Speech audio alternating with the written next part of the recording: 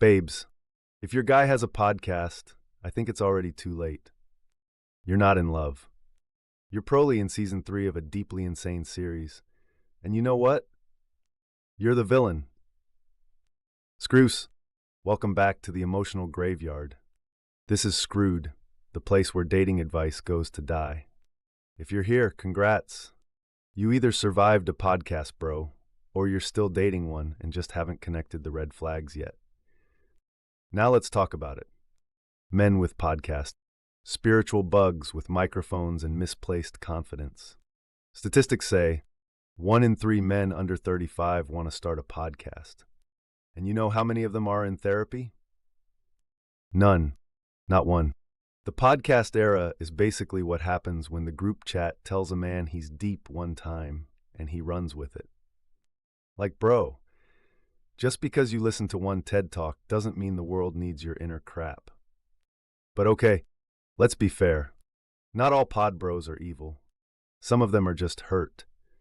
Broken by ghosting, abandonment, or that girl who left them on read after they sent a voice note. And instead of, journaling, they built a brand. Then again, some of y'all low-key created this monster. You bought him that mic. You reposted his first episode. You sat through 42 minutes of why men can't be vulnerable anymore. You said he's misunderstood when he said submission is underrated. Babe, you're not his piece. You're just a Patreon tier. The thing is, he'll tell you it's just a fun thing with the boys.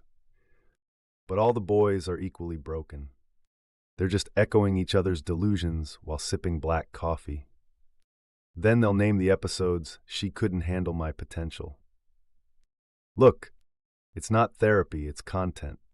And you're not his partner. You're just source material. So how do you know if you're dating a podcast, bro? Let's do a quick vibe check. 1, he has more microphones than emotional regulation.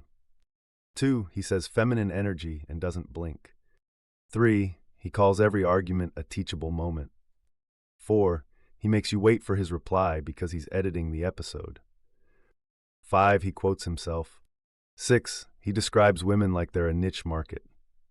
7, he has cool podcast intros but no inner peace.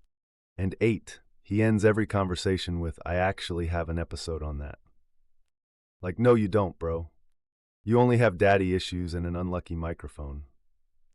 And you know what's crazier? There are full podcast episodes out there, dedicated to breakups that never even happened.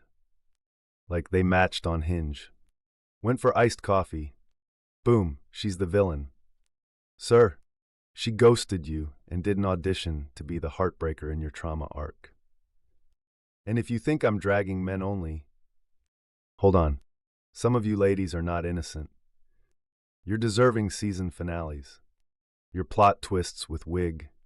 Look, if you've ever said, "I'm not ready for a relationship" while sleeping over 4 nights a week, you deserve a podcast. And if you've ever watched his IG story from a burner but still told your friends you're over it, ma'am, you deserve a whole audio documentary. Sometimes he's not podcasting out of ego. He's podcasting out of survival. You left that man unhealed and confused.